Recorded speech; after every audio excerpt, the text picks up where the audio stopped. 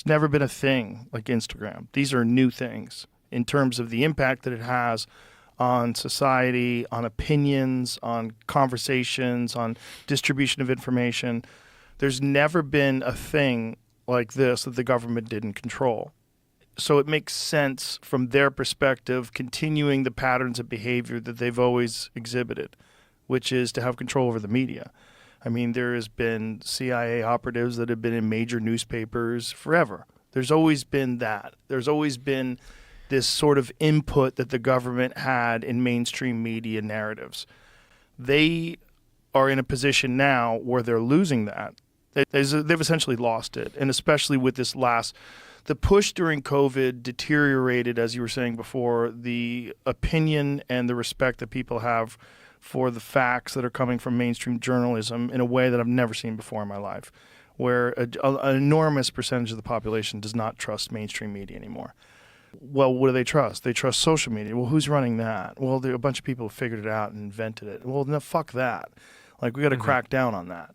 Like, we've got to get our hands on this, which is what we saw during COVID, which we saw during the Biden administration's attempt to remove the Hunter Biden laptop story from Twitter and from all these different things that we saw happen, the way they contacted you guys, what they're trying to do with getting you to remove real information about vaccine side effects, like that. This is like this new attempt to crack down on this new thing, which is a distribution outlet that's far more successful than anything they've ever controlled before.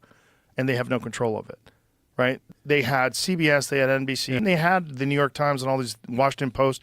When they were in control of narratives in that way, it was so much easier.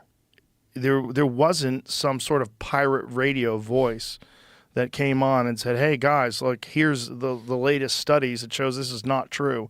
Here's why they're lying about that. Here's why they're lying about this. And now that's what you get all day long on X. It's all day long is like dissolving illusions. Mm-hmm. And that's a completely new thing that probably led to Trump getting elected. It's tough to know. I mean, I do come back to this point that every major incumbent lost their elections around the world this year. I think that's also it might be because of that revealing how kind of incorrect and dishonest I think some of these governments were.